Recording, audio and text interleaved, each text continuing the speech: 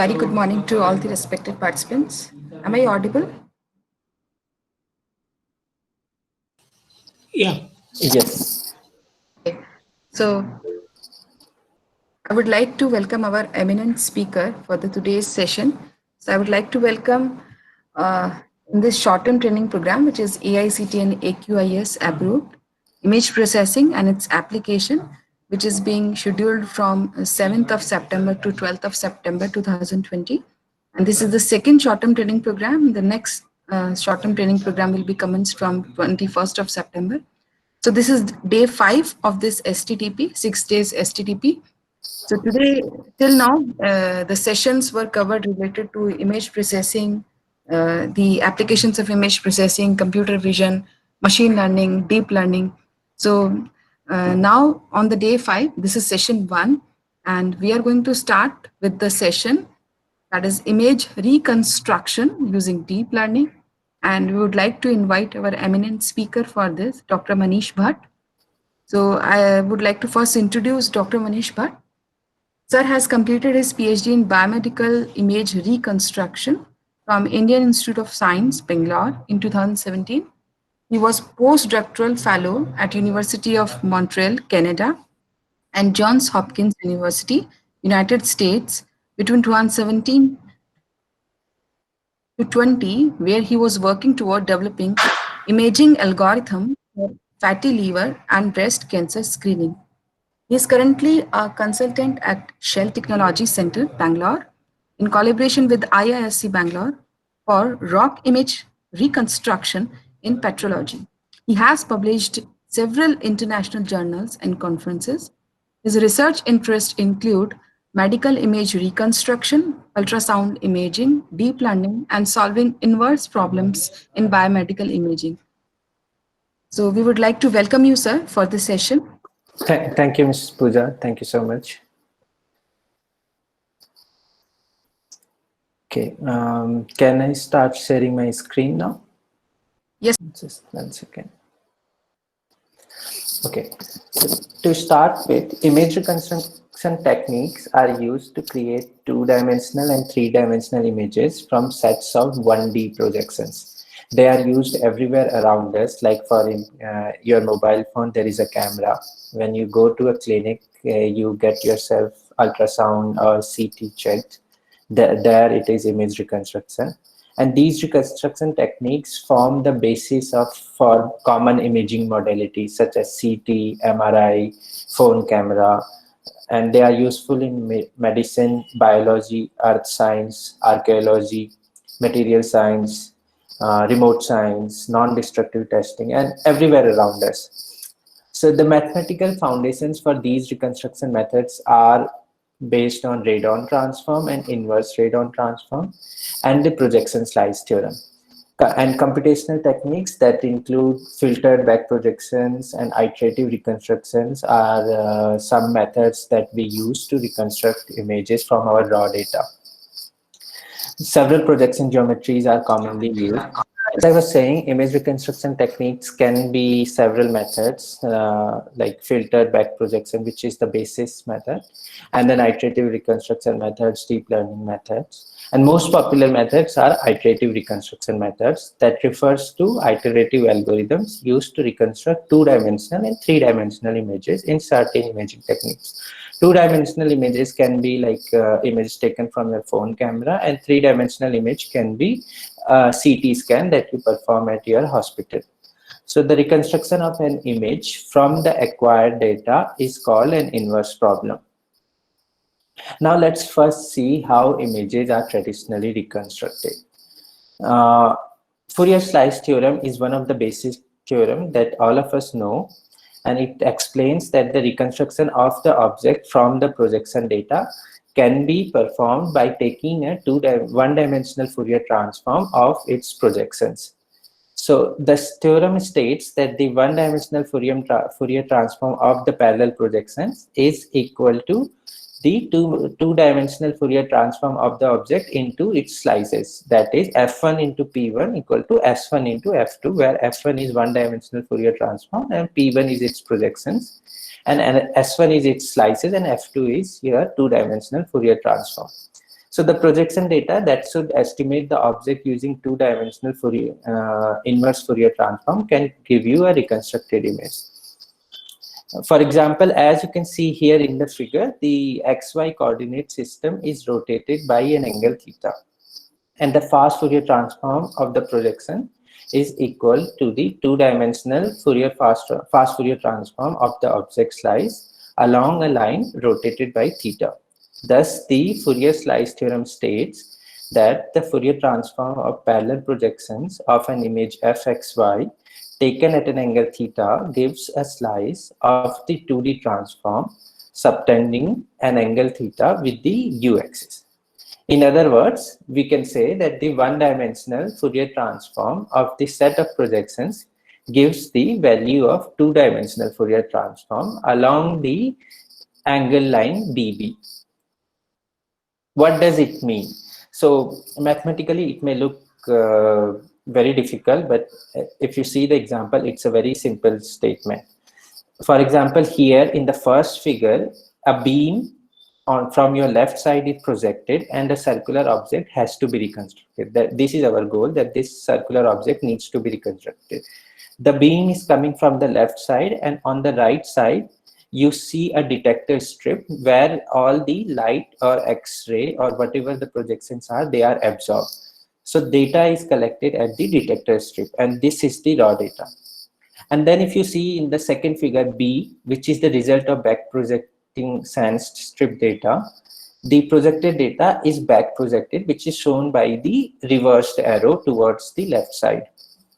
So what it would show a white rectangular structure, because that is the beam that was in the way of the object, and rest all is again the blank.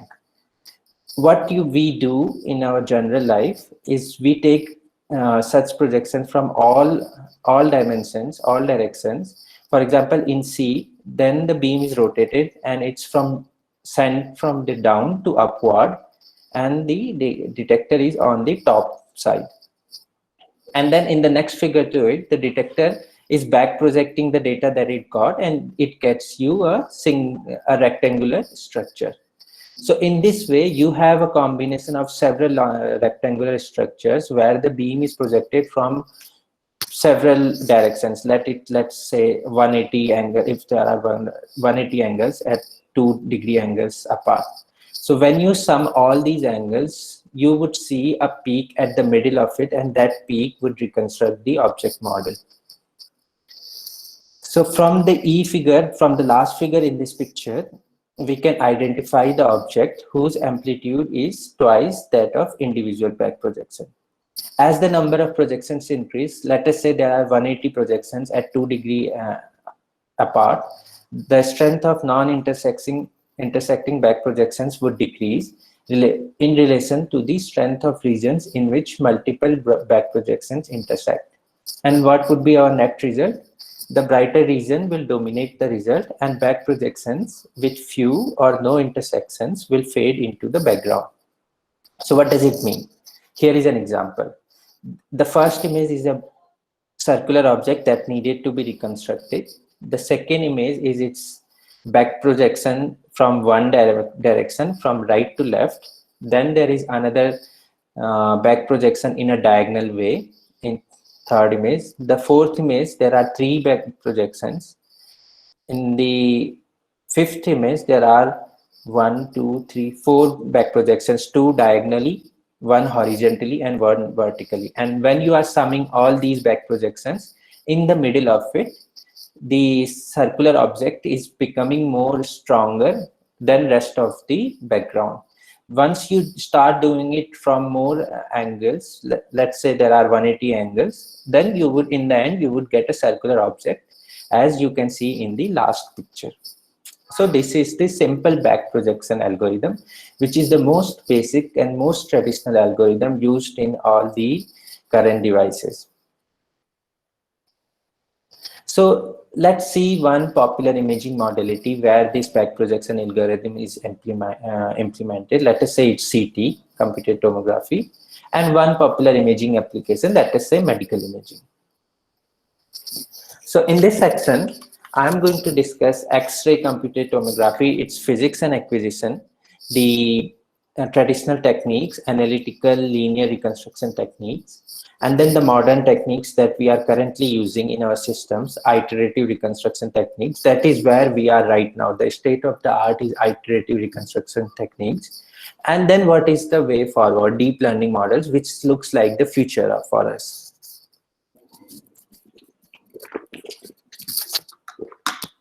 So computed tomography, it's almost 100-year-old system. In 1917, Radon, a mathematician called Radon from Vienna, Austria, derived a method for projecting a two-dimensional object along parallel rays as part of his work on line integrals. This method is today known as Radon transform. And then 45 years later, Alan Cormack, a physicist at Tufts University in Netherlands, rediscovered these concepts and applied to CT. Then Hounsfield and his colleagues at EMI in London built first medical CT machine, and then they shared a Nobel Prize in 1979. So one simple image reconstruction algorithm for medical imaging got them a Nobel Prize. Now, what is medical imaging? Why it is important? We need it for visualization of lesions. For example, in breast cancer, you want to see is there a lesion, is there a lump inside it, and what disease is it going through.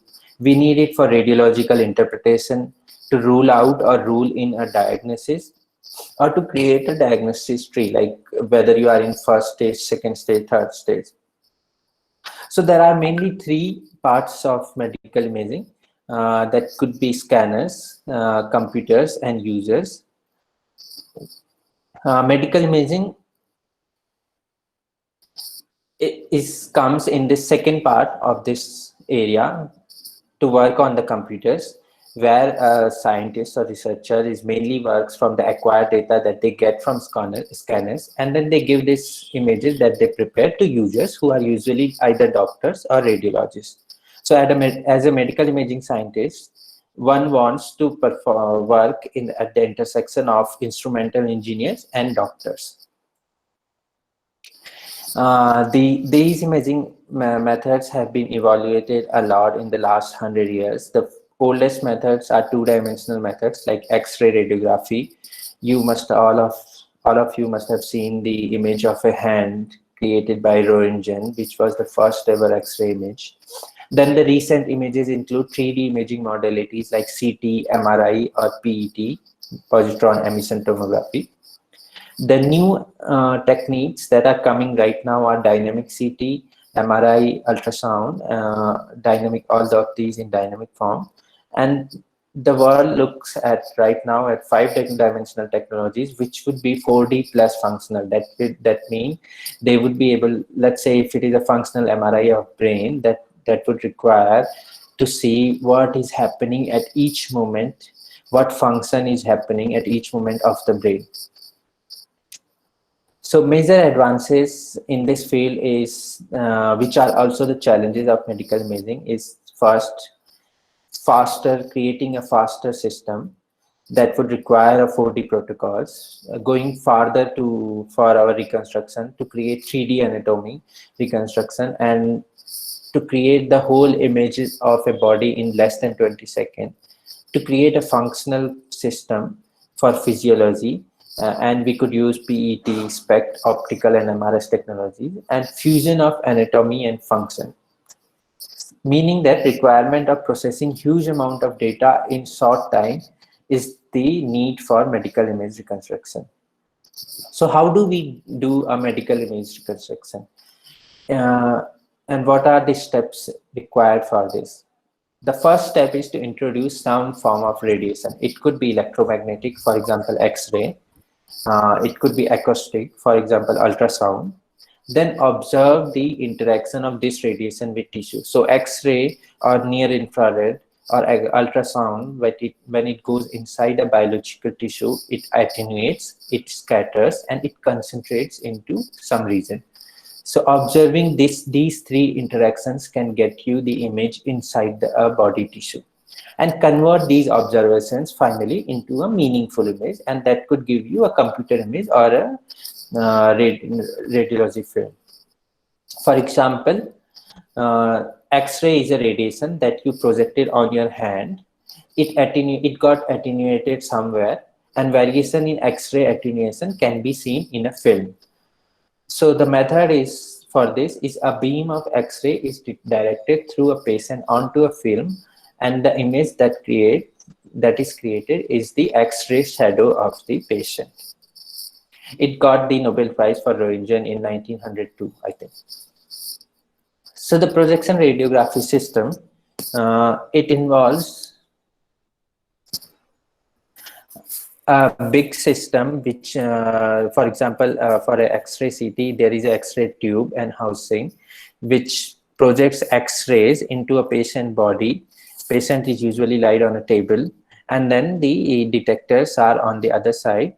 And these detectors collect a raw data, and this raw data is used by medical imaging scientists who can convert that into a meaningful image. So the radiography examples are here. You can see a chest X-ray, angiogram of a blood vessel, and a breast mammogram. The challenges here are the thicker a body tissue is, the harder it is to detect what is inside the tissue. For example, an obese patient usually have difficulty getting a better scan compared to a skinnier patient. And dense tissues, for example, dense breast tissues are harder to image than not so dense breast tissues. So images that are formed using mathematical models and computers from indirect measurements of the interaction between radiation and tissue are called computed methods. There are several kinds of image reconstruction methods. The basic one is analytical method, which is based on filtered back projection, which I just showed you how to do it. And then there are modern techniques, which are iterative reconstruction techniques. These iterative reconstruction techniques starts from your filtered back projection, and then they run a for loop for over 100 times, over 250 times, to create a more accurate image. So they can be based on algebraic model, a simple matrix equation ax equal to b can do it, or statistical models. So they can be weighted least square, and there could be maximum likelihood estimation techniques. And the mathematical principles behind all these models is either Radon transform or two-dimensional Fourier transform. Based on these two concepts, you could create you could reconstruct an image. So this is an example of an object reconstruction through tomography. The arrows show you in which direction there is a projection, and then there is a detector which records the data. The raw data collected by it is called a sinogram.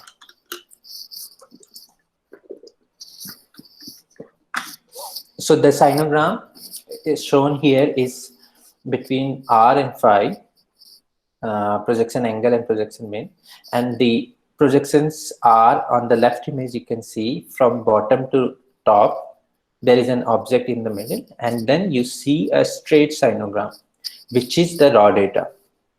Then you move the object toward the right side, and the sinogram also gets moved toward us right side slightly.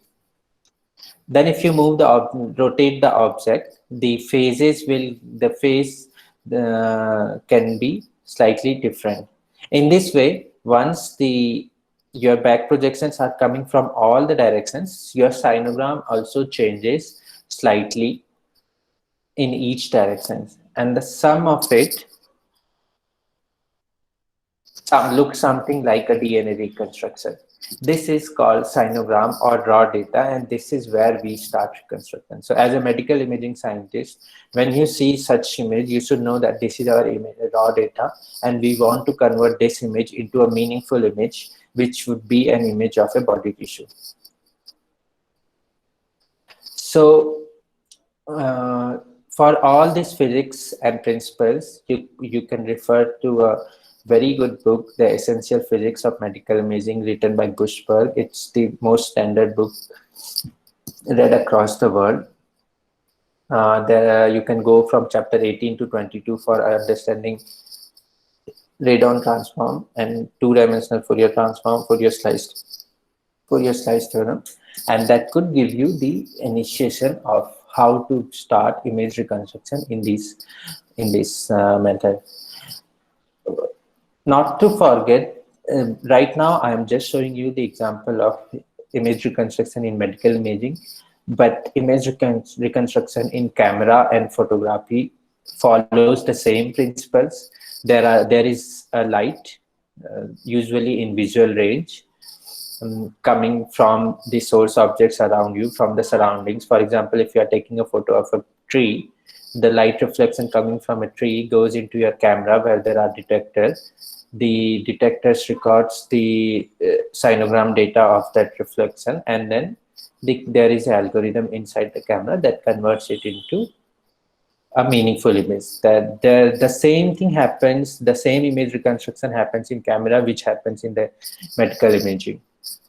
The advantage of camera is that there isn't any body tissue involved, which means there is no attenuation happening. That's why you get a clear picture, because the light path is direct from the object to your camera. There is no attenuation, there is no scattering, there is no noise in between. And if there is a noise introduced in between, for example, you can put a thin slice of plastics between your object, or a thin slice, just water, you can say, between your objects and your camera, and you would see that the image reconstruction is not performed in a clear way. If the light intensity is less, you would see that your image reconstructed are darker. If the camera moves, you can see that the image is blurred. So the challenges there in a normal camera is same as the challenges in a medical system. You still have the same patient movement problem, which is same as camera movement problem.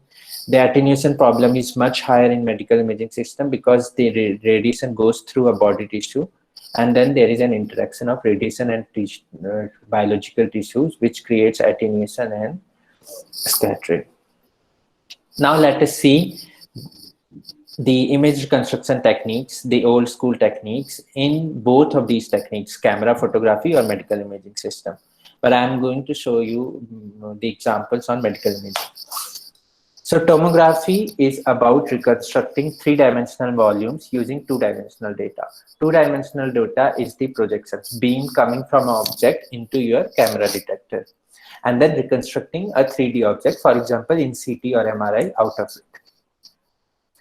Sinogram represents projection data arranged as a function of angle. This is the raw data that you have after your camera has detected it. And then the reconstruction techniques are divided into analytical and iterative types. Both of these analytical and iterative types have their own advantages, and we will see it later. So X-ray photon absorption, or simply a photon absorption in other modalities, they go through basic attenuation law, which is if the initial intensity is I0 and the absorption coefficient is mu, then and if the length of the path is r of the intervening tissue, then in transmission tomography, I0 is the intensity of X-ray source. Then at the position XY, the intensity detected can be given as I0 e raised to power minus mu L, where mu is the attenuation of the X-rays. So if the beam passes through tissue components having different absorption coefficients, then assuming the tissue is divided into equal sections delta R, this equation becomes Ixy, the intensity at position XY, is equal to I0, which is initial intensity, exponential decay of sum of mu xy, that is the attenuation coefficients across all the positions, into delta L, the path. Then you have already seen the projections and the radon transform, how it works. The images are projected from one side and the detectors are on the other side, and at any each point xy we get the data in phase and theta, and then you convert it into x into y.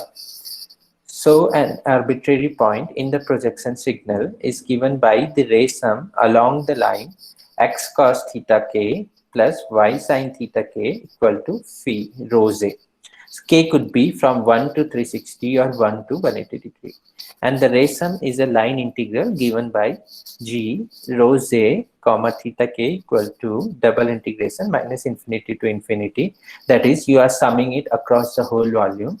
And then fxy delta x cos theta k plus y sin theta k minus rho j, the ray sum, this is the ray sum, dx dy. And if all the values of rho and theta are considered, the above equation becomes g rho theta equal to double integration from minus infinity to infinity, that is summing it across in the full space, and then fxy delta x cos theta plus y sin theta minus rho dx dy. So ray summing it in the whole space can give you a projections and its Radon transform. In its discrete form, the above equation can be written as the sum x equal to 0 to m minus 1, sum y equal to 0 to n minus 1, and then fxy delta x cos theta plus y sin theta minus rho, where x, y, rho, and theta are discrete variables. And when the Radon transform 0 theta is displayed as an image with rho and theta as rectilinear coordinates, the result is called a sinogram, like Fourier transform. However, g rho theta is always a real function. And like Fourier transform, a sinogram contains data necessary to reconstruct the image fxy. The key objective of computed tomography is to obtain a 3D representation of a volume from its projections. Usually, this volume is a patient body, and the approach is to back project each projection and then sum all the back projections to generate one image.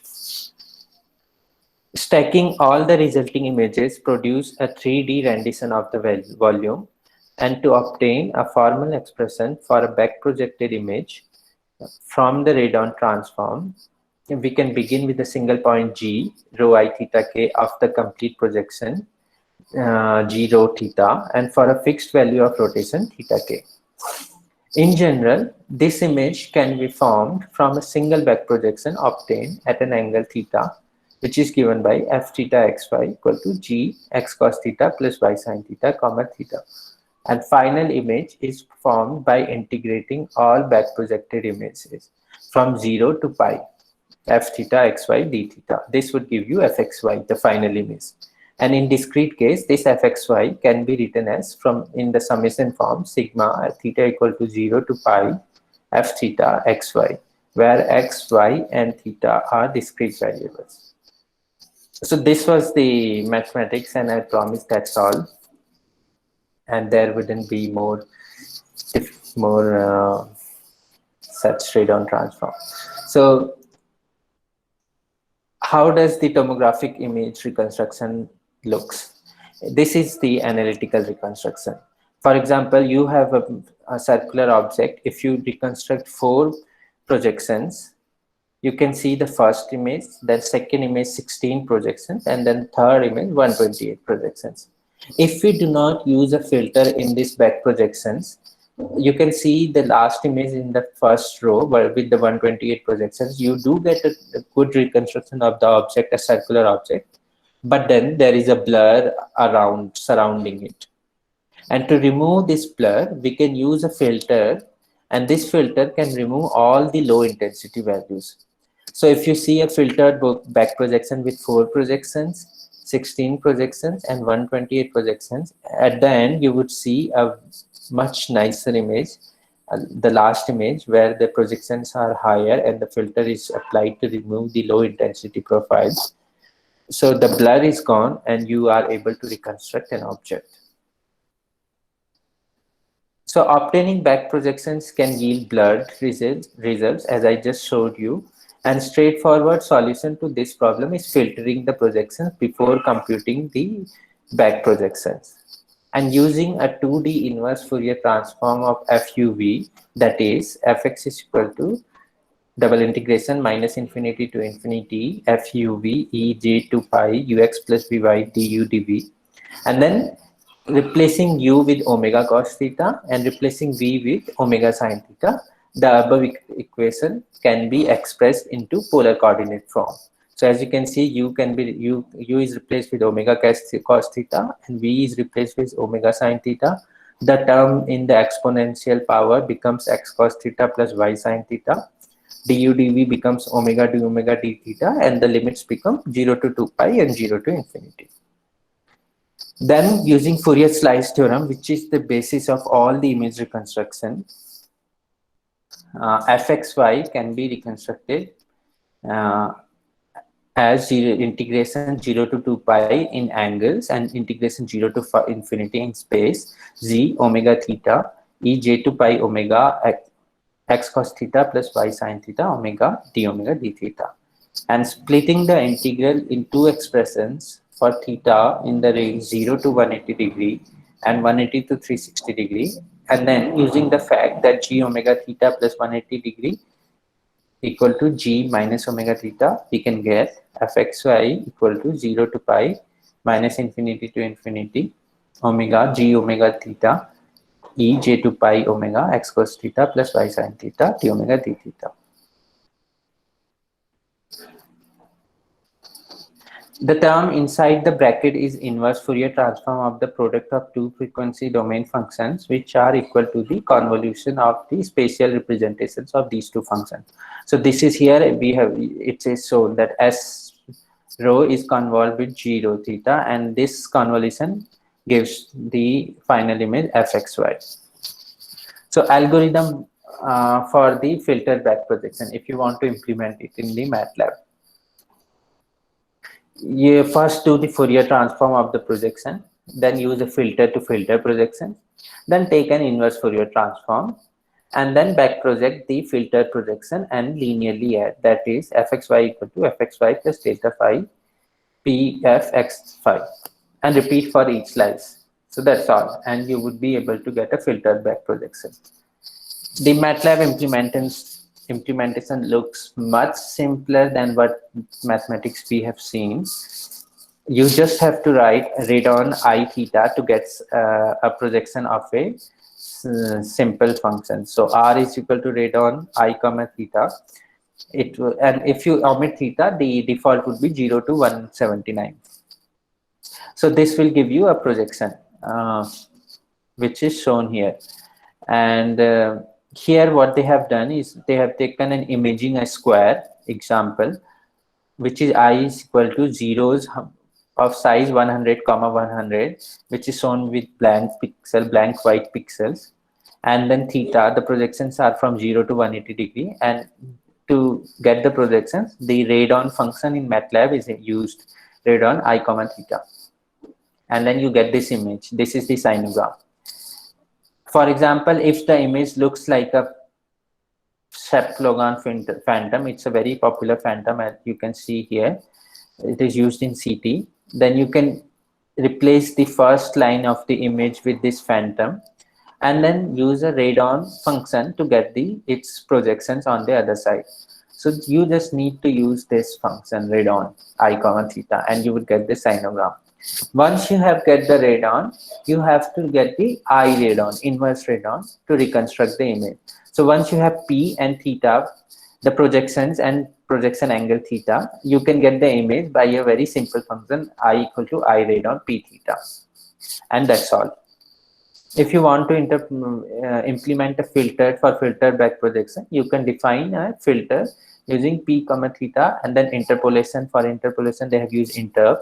For a filter, you can define a filtration DNNR dimension. So simply using I radon function can give you the reconstruction images. The same images are reconstructed again here, which was shown in the previous image. So you can see this implementation in MATLAB help guide. Just search help radon and help I radon, and you will be able to create a very simple example of how to create the raw data for an object using its projections. which is the with the radon transform, and then how to reconstruct the image with back projections using inverse radon or iRadon function. That's all.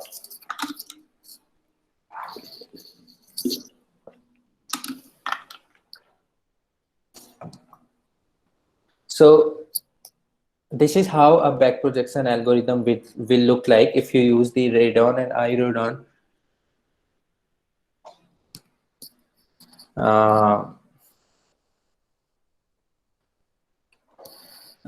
if you use the radon and iRadon functions. Then what are the noise models we use in our simple image reconstruction techniques?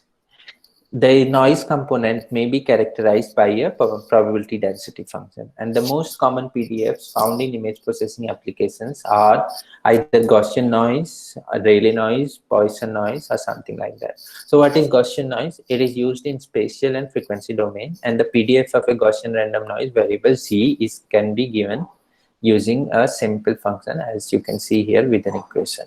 The Rayleigh noise is the PDF of Rayleigh noise is given defined for 2 by as can be defined as Pz equal to 2 by B Z minus A E minus J minus A square by B for Z greater than A and 0 otherwise. Then we implement uniform noise in some images. The PDFs are given here. The impulse noise, which is also known as salt and pepper noise. And the effect of noise in the projection data will look something like this. So in the first row, you can see the raw data that we have that you can acquire from your camera or your from medical system, which is sinogram.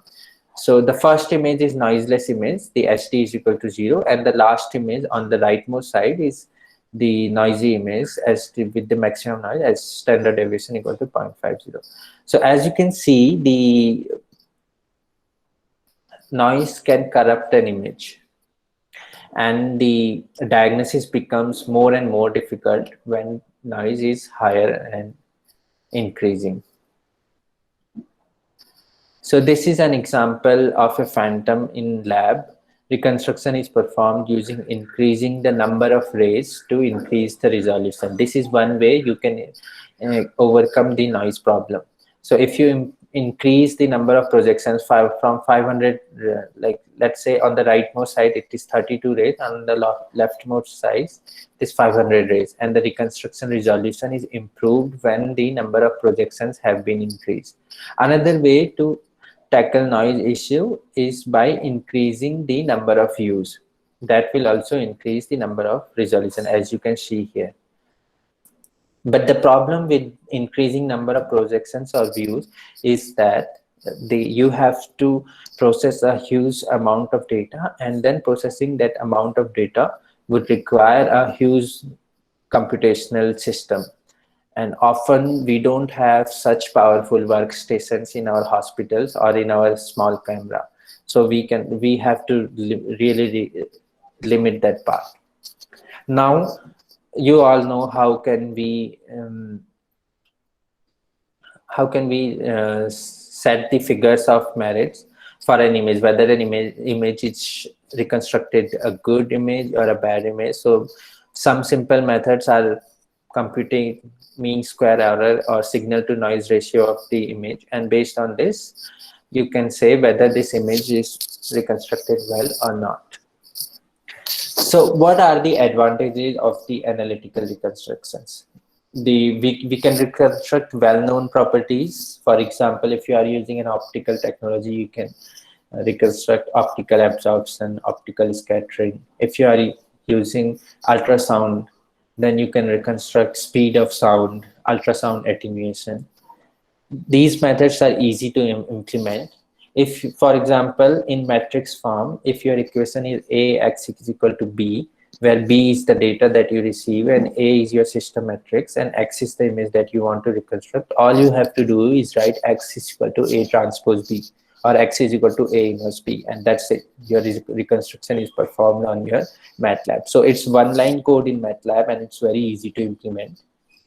And it is the fastest reconstruction.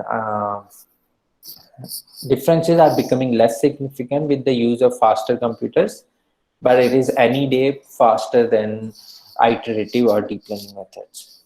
Disadvantages of analytical reconstructions are also there. The limitations imposed by the approximations implicit in the line integral model onto which the formulae are based. It is not possible to model the detection and acquisition process, and the noise is controlled at the expense of resolution, varying the cutoff frequency of a filter applied to sinograms. The noise is controlled at the expense of resolution, varying the cutoff frequency of a filter applied to the sinograms, and discretization is a contingent. Okay, let's move forward. So, iterative reconstruction, as I already said you, this involves performing the reconstruction over a long iterations to improve the overall reconstruction. For example, you can see the input that you give is an image space, a current estimate, which could be your initial guess of just simply 1 or 0, and then you project to get your estimated projections. Then you compare it with a measured projection, the experimental data. You can compare it either by subtracting or dividing.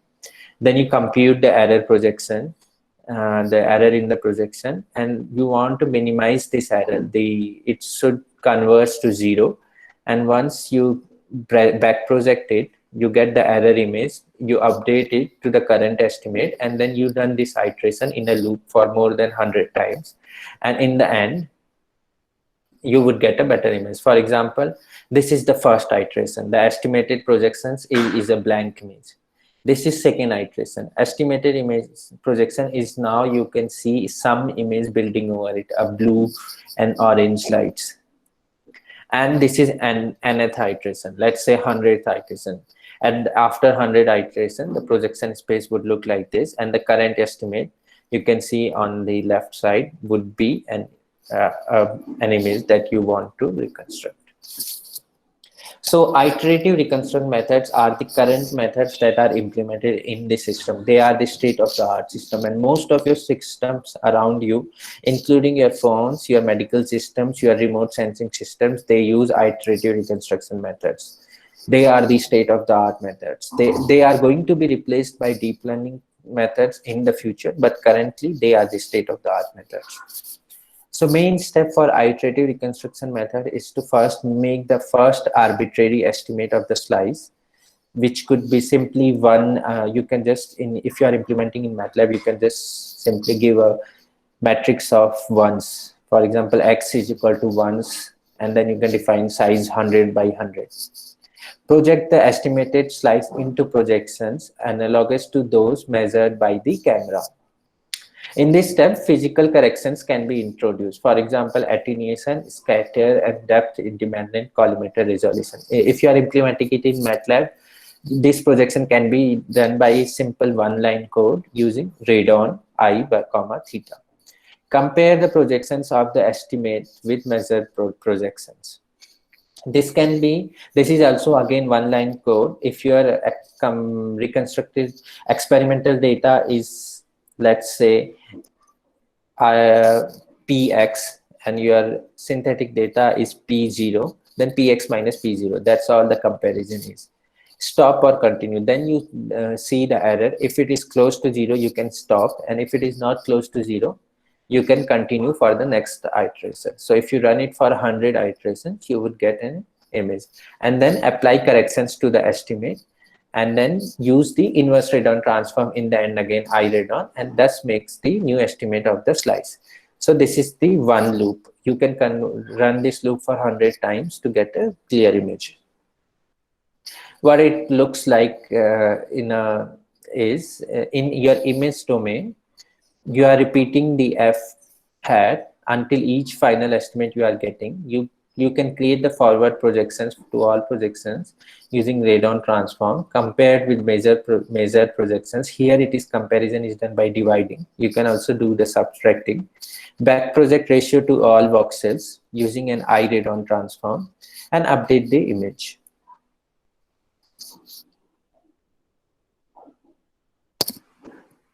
The advantages of iterative reconstruction technique is that they can accurately model the image formation process. Unlike the analytical process, where there is accuracy is substandard. Iterative models can give you better accuracy, and you can use it with non-standard geometries. For example, not all angles are measured, the data is limited, there is gap in the data. Even with the limited data, you can create an image. Then you can allow use of constraints and a priori information, for example, non-negativity and boundaries. And these corrections can be included in the reconstruction process, which means that attenuation, scattering, and other parameters can be included in the reconstruction process. These are the advantages. The disadvantages of iterative reconstruction techniques, very simple, slow, because you have to run it for more than 100 loops. And they are less predictive in behavior. If there is noise is present, you may not achieve convergence, and then if the convergence is not there, you may get a corrupted image. The summary is that iterative techniques are slower compared to analytical techniques, and iterative techniques allow modeling of system noise, imaging physics, and can include the corrections. So despite all their disadvantages, they are the state of the art. They are the best techniques that we want to use right now. So this is all about the traditional methods of image reconstruction. The foundations of image reconstruction are based on three simple theorems: Radon transform, inverse Radon transform, and Fourier slice theorem. Then we use analytical or iterative reconstruction techniques to reconstruct your images, and then we have compared what it means. Next, I am going to show you deep learning image reconstruction. So before we go through, we can take a 5-minute break. You can just check your email or something, and meanwhile take a YouTube video. Check this YouTube video on your image, on your computers, which shows why deep learning image reconstruction is important right now. So I'm going to share this link in the chat box. And while I'll just come back in 5 minutes, and then I would like all of you to check this video meanwhile. I hope you have seen the deep learning video that was created by General Electrics, and it shows the what is in the future for us. Most of the new algorithms are being built on deep learning methods, including in all computer vision applications, and we all believe that this is the new horizon towards moving forward. There are more than 106 startups just in Canada that are transforming healthcare with AI, and this means that everybody is looking toward artificial intelligence, and this is what we have for us in the future. Okay.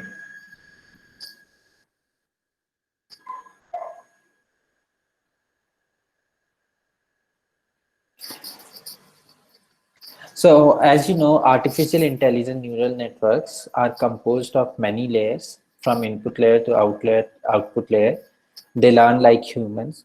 There is automated feature learnings, and layers are like image filters. So the same thing we in our image reconstruction problem can also be implemented using these deep neural networks. For the input layer, you give the projection data, and for the output layer, there are you get the images, and all the hidden layers in between, they perform all the mathematics behind reconstruction. That could be Radon transform or Fourier transform, then inverse Radon transform, full filtering, and then usually there are more than 1 million parameters that performs this reconstruction. There are several imaging models that have been created. UNet is one of the most popular model in deep learning that is used in medical images. These models can be pre-trained networks with transfer learning, and they are made of made up of fully convolutional net with skip connections. For example, UNet is made up of skip connections with fully convolutional layers. There is VNet, ENet, TieNet, dense CNN encoder, plus RNN and decoder. And these are some of the state-of-the-art models.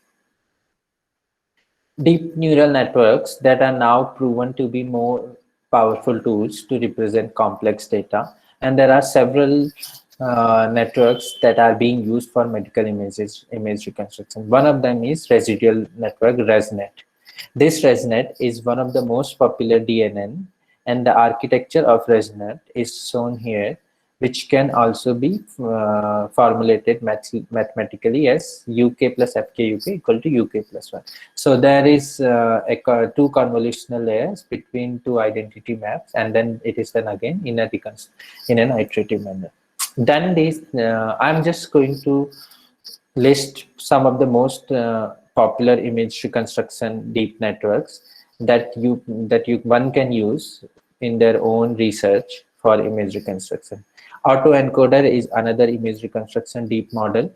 This is a type of neural network that is used to learn data representation in an unsupervised manner, and it aims to learn an encoder from a set of data together with a decoder. And we do not lose any essential information during the encoding and decoding process. Then UNet, this is one of the most popular biomedical image segmentation and reconstruction model. This is used by far by most of the research groups around for their image segmentation, and it resembles the encoder-decoder architecture. If we view the left half of the UNet, that is encoder, and the right half acts as a decoder, and the left half works on the contraction and the right half works on the expansion of the data. So the advantage is that you get a higher resolution image reconstructed at the end of it. Two general approaches are often adopted in deep learning: post-processing and raw to data. For post-processing approach, one needs to estimate the mapping between the initially reconstructed low-quality image and its high-quality counterpart. That means you can give an initial reconstruction, for example, a back projection image coming from analytical reconstruction. So that could be your input to your neural network, and then from that input you can create a higher resolution or super resolution images using a deep neural network. Or another approach is that you can use a raw to image approach, where you input raw data and you get an image reconstructed as the output of the neural network. But due to limited measurements and the presence of noise, the initial reconstructed image may contain heavy and complex artifacts which are difficult to remove even by deep models. And thus the post-processing approach has limited performance and is more suitable to handle initial reconstruction that are of relatively high quality. So one of the example where we see higher artifacts even by smaller noise present in the noise is given by a deep neural model called DeepFool. So if any of you are working for the deep neural network based image reconstruction models, you must search DeepFool, DeepFool, DeepFool network, and then it shows how certain images, like if you are inputting a cat image and it classifies as cat image, and then you inside the cat image you give a noise that is very slight, you cannot see it from your human eye, invisible to human eye. Such kind of noise can classify cat as a dog or a rail or a truck, and then that is why it is called fooling the network, and DeepFool network is one of the great examples. For raw to image deep neural network based reconstruction, one directly estimates the mapping between the raw data, which is the projection data of CT and or K-space data of MRI, that is the sinogram, and you can create the reconstruct image. So in this model, for the your input is your sinogram, your radio frequency data, and then your output is your reconstructed image. The challenge, however, is that the data distribution in the domain of raw data is often vastly different from that in the imaging domain. The dimensions are different too, and it may require tons of training data that can be computationally expensive and heavily relies on good initializations of the model parameters.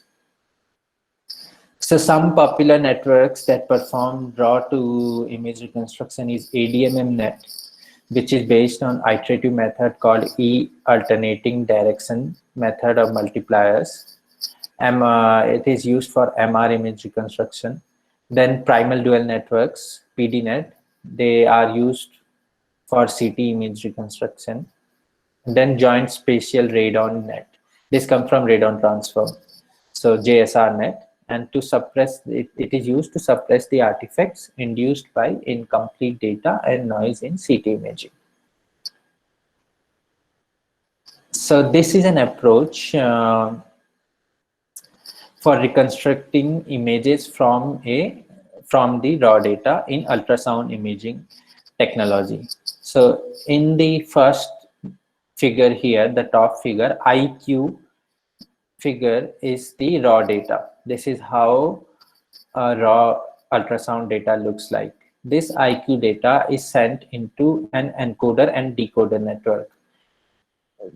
The encoder network, this is based on a UNet architecture. So the encoder network contracts the data into lower dimensions, and there are two decoder networks. The first decoder one is used for segment image reconstruction, and you can see a B mode image reconstructed by this network.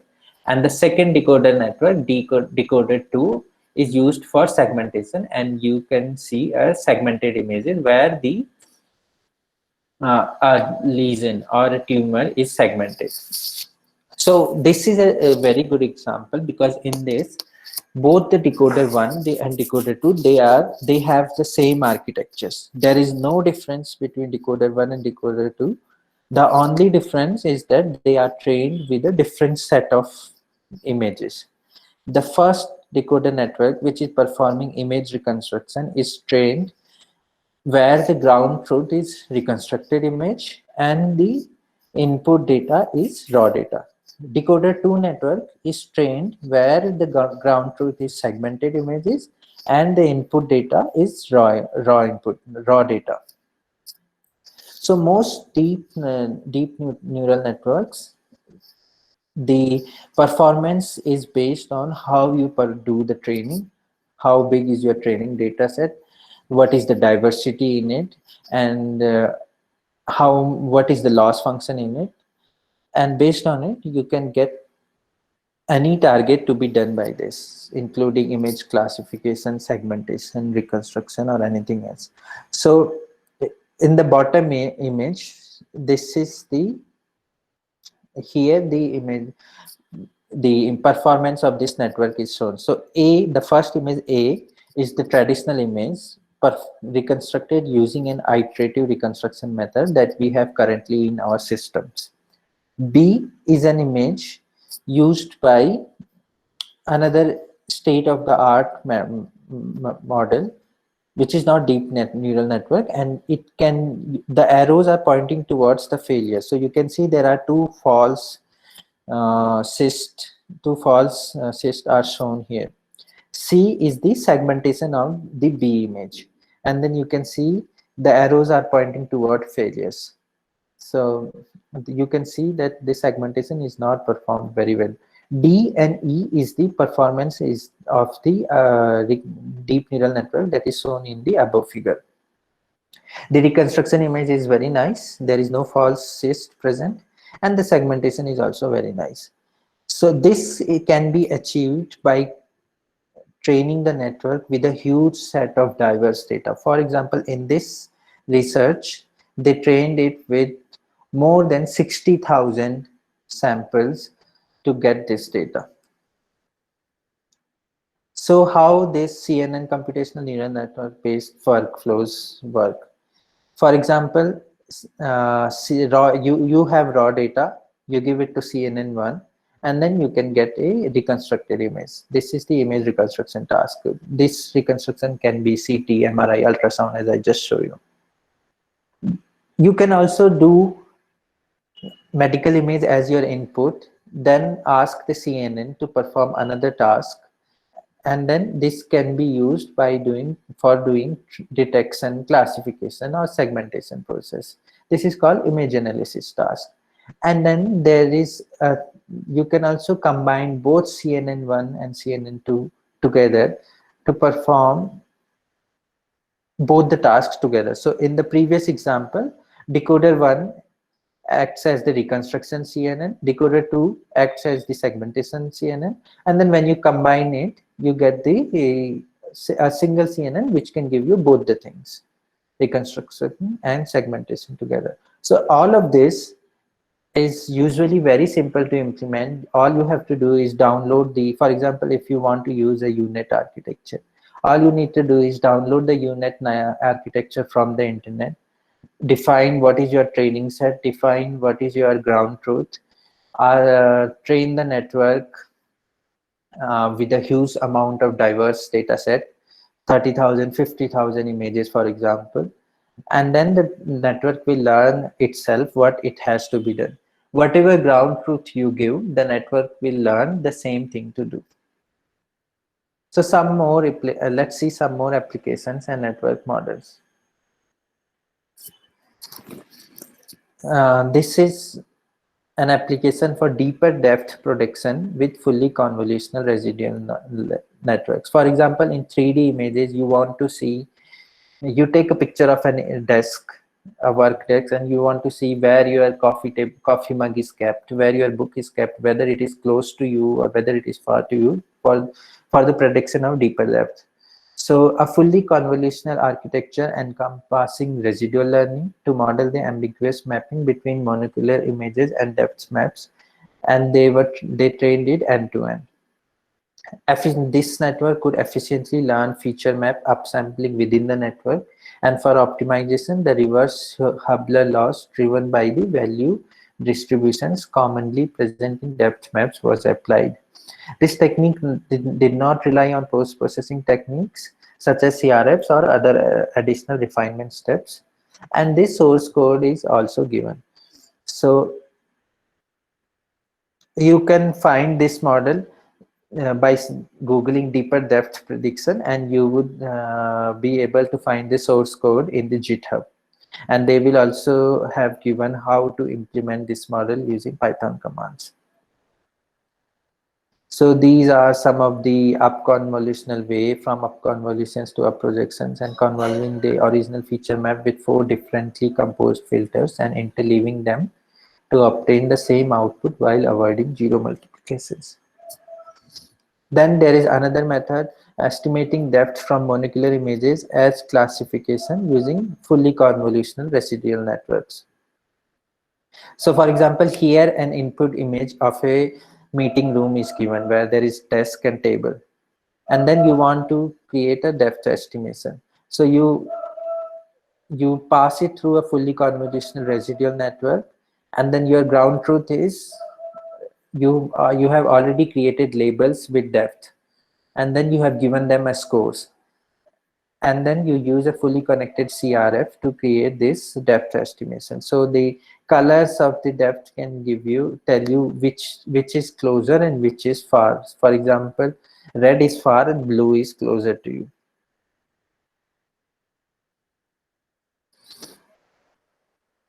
So the whole architecture is based on 4 convolutional blocks where there are several convolutional layers and max pooling layers in each block, and then it samples the data, upsamples the data.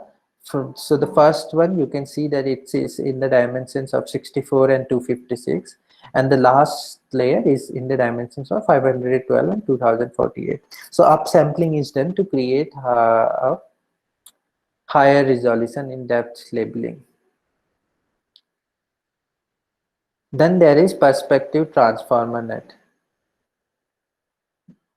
uh, to learn single view 3D object reconstruction.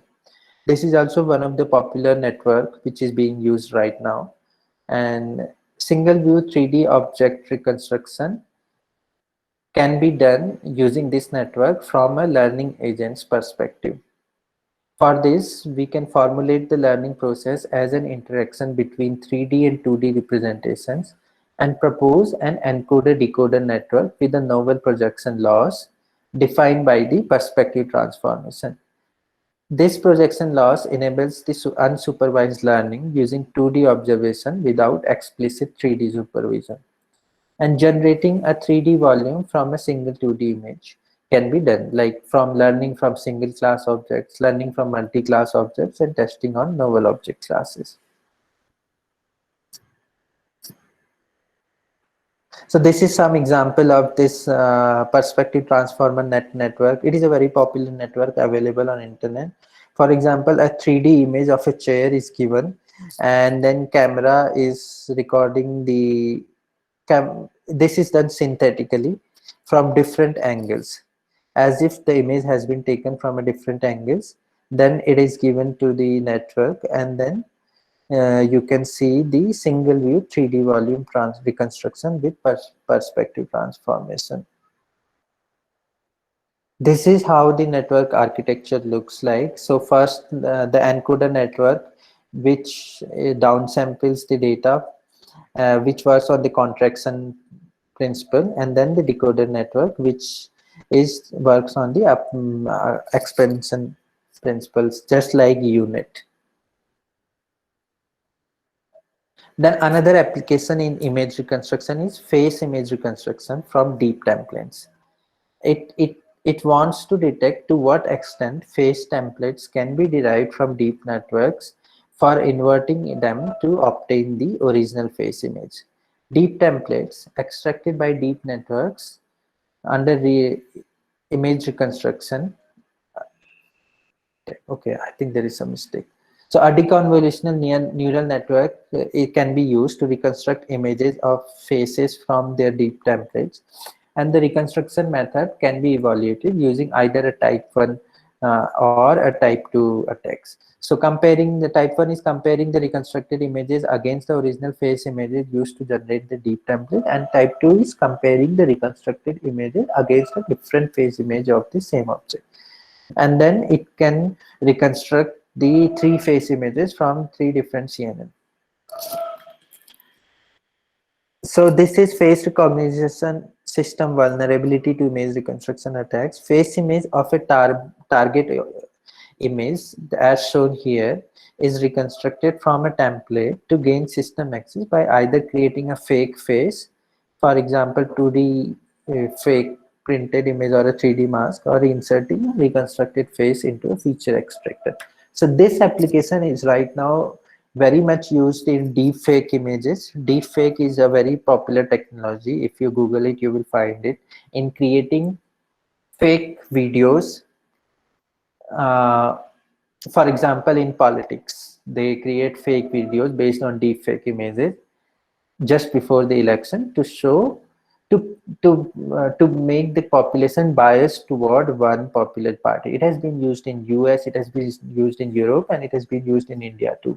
So deepfake is one very dangerous uh, application of deep templates. This is an overview of the template security study of deep network-based face recognition systems under image reconstruction attack. So it is, you can search deep templates and you would be able to get more studies about it. So this is how it works. And a target image is an input given, and then it goes through deconvolution layers, several deconvolutional layers, and then in the end you get an image which is of someone else.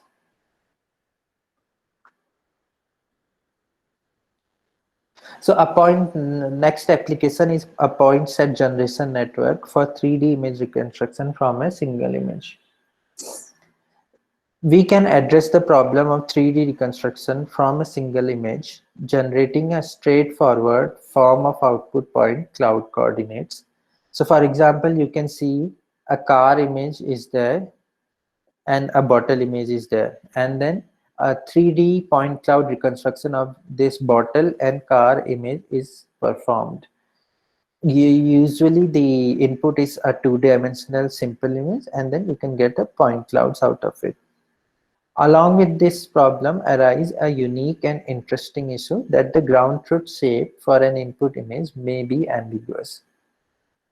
And the solution is a conditional shape sampler capable of predicting multiple plausible 3D point clouds from an input image.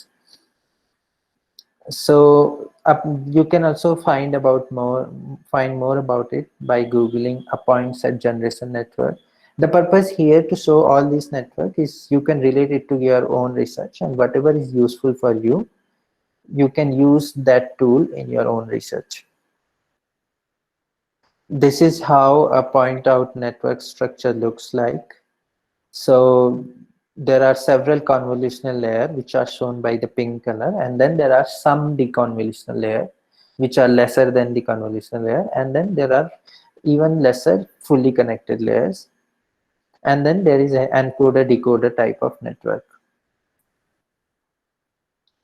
So there are only limited label data available to develop new deep models in medical imaging. That is one of the challenges in medical imaging. For example, if you want to conduct a research study in a hospital and you want to create a study over 100 patients, so you would require at least 2 years to be able to recruit those 100 patients. And if each patient can give you 100 slices of image, that will still be just 10,000 images. So training a network on 10,000 images may not be reliable. So limited label data is a very big challenge in medical imaging. And to improve the size of this label data, you may require to conduct this study over a longer period of time, let's say 5 years. Then you may require radiologists to label data, multiple radiologists. The study needs to be performed at several hospitals, so that increases the cost of the computation, the cost of the research. That is why deep learning research is very expensive in medical imaging. There are limited number of observations due to morbidity and privacy concerns. You cannot share your data between two clinical research teams. It is often impossible to carry your data from one place to other place. So it is generally difficult to gather very large medical data for a specific task. And the challenge is, can we design learning models and data augmentation techniques to effectively extract knowledge from these limited samples and acknowledge such unequal importance along the samples? For example, in computer vision applications, for example, in face recognition, data augmentation is a very simple thing which is widely done, and it improves the network performance. But data augmentation in medical imaging is not as simple, because simple changes in tissue structure can cause deep networks to fail. So the challenge is, can we address this issue of data augmentation? And currently, most deep models that hide the reasoning procedure, we do not know what is happening behind the deep net models. All we know is that there are certain layers. We are giving a set of input, we are giving a set of ground truth, and the network is training itself. We don't know what is happening inside it. Often, most research studies say that our deep neural network have 1 million parameters, and it is based on 1 million parameters to give you accuracy in image segmentation or image reconstruction or classification. But what are those 1 million parameters? We do not know anything about it. So reasoning procedure is hidden in these deep models, and there is a chance that the model makes accurate predictions based on wrong reasoning. This can make the model unreliable. So that is one of the bigger challenge. So to summarize, deep learning is a representation learning that attempts to automatically learn good features or representations. These algorithms attempt to learn multiple levels of representations of increasing complexity and abstractions. They are used everywhere in image reconstruction and image segmentations. And these methods can be made effective by unsupervised pre-training or supervised fine-tuning. And dealing with the curse of dimensionality and overfitting is one challenge. So I did not discuss overfitting, but overfitting is a very common phenomena in medical images because often the data set looks very similar to each other. For example, you have one patient and you are recording the data every time from the same patient. So you acquire 100 or 500 images from the same patient, and these data set will look very similar. This causes the overfitting in it. So there are strategies like skip connections, dropout, batch norms, regularizers, which can address these issues. And then label data is scarce, very less in our medical imaging field, and unlabeled data is abundant. So this is also the cause, one of the reason why medical imaging with deep learning is going at a slower pace than computer vision applications. For example, in your iPhone, we have implemented so many of deep learning applications, but we could not do similar in medical imaging system. But still there is hope for it. And then the questions are often asked why deep learning models should be implemented in image reconstruction problems in medical imaging. So there are answers to this. For example, supervised training of deep models is too hard, and then deep learning can learn prior from unlabeled data. Shallow models are not for learning high-level abstractions, and unsupervised learning could be local learning, and this can resemble boosting, with each layer being like a weak learner. Learning is weak. Sparsity and regularization can be used to improve overfitting and address overfitting. And there could be multitask learning. For example, several classification, segmentation, or reconstruction can be done similar in deep learning applications. So, for example, I showed you an image of an ultrasound study where one network was able to perform segmentation and reconstruction together. And if this network is trained well, it can also be used to classify whether the lesion that we are seeing in the images, whether it's a cancerous tissue, whether it's a simple cyst, whether it's a benign tumor, so whether the patient needs surgery or not. The applications of these is immense. One of the main application is that using deep learning models, often it is said that they are giving better accuracy than radiologists. So that would mean that you can avoid the higher cost associated with radiologists, and the patient don't need to go through the biopsy procedure, the painful procedure of biopsy. So this is something that we can avoid with deep learning, and this is where we are looking for image reconstruction goals for medical imaging that can address the diagnosis in a very different scenario that we have already seen in the past. So that was all for this presentation. The next presentation is on image segmentation, and there I will show you examples on how to implement deep networks, which can be used for image segmentation and deep reconstruction both. So if you have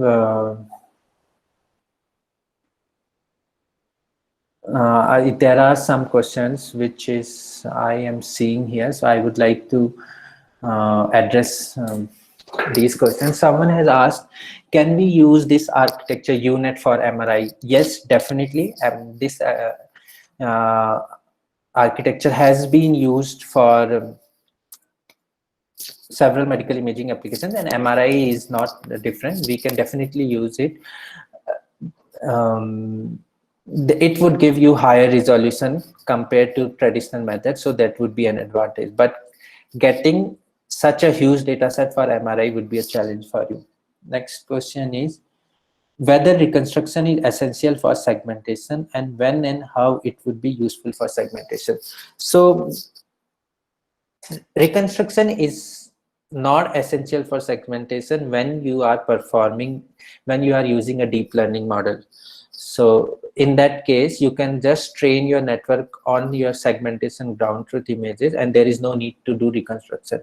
But if you are using an iterative reconstruction method, which are the current state of the art methods, then definitely reconstruction is required, because there is no network which is telling this is the ground truth and how to do the segmentation. So for deep learning models, the gist is reconstruction is not required for segmentation, but if you are implementing analytical or iterative method, then reconstruction is required for segmentation.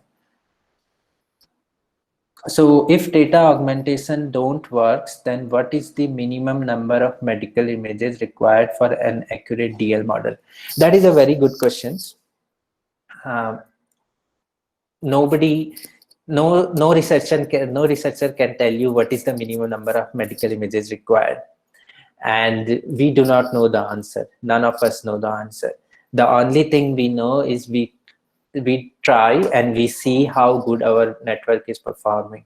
But in general, we try to keep our medical data set around 20,000, 30,000 examples, and then we hope that it improves the reconstruction. So one of the study that I performed, I used 20,000 data set. The network was performing well, but it was not performing well for a diverse set of data sets. So I increased the training data to 60,000 and it started working much better. So we don't know, we have to see and check, but I would say let around 20,000 is a good example. Somebody has asked, can you suggest some papers for image time series analysis using machine learning and deep learning? Okay, so I would say that try to look for RNNs and GANs, cyclic GANs, which are good for time series research, recurrent neural network. I cannot exactly remember the name of the papers, but look for papers written by someone in University of Toronto is working on this area. His name is Goodfellow. No, I cannot remember the name, but I would say go for RNN-based research, RNN-based neural network models, and it would be useful for you. So I think that's all. If they have again any query, please ask to sir.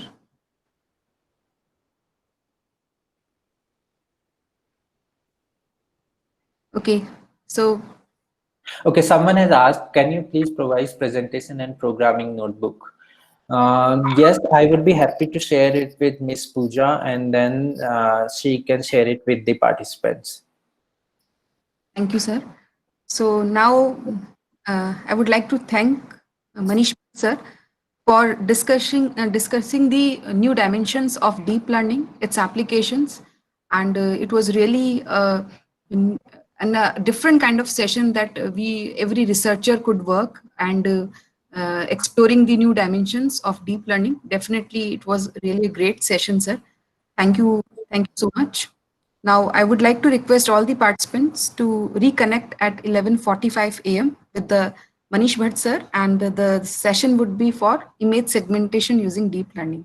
Okay, thank you. We hope to see more implementation-based slides in that session. So I hope you will have better exposure. Thank you all. Thank you, sir. Okay. Thank you all the participants. I would like to request to reconnect at 11:45.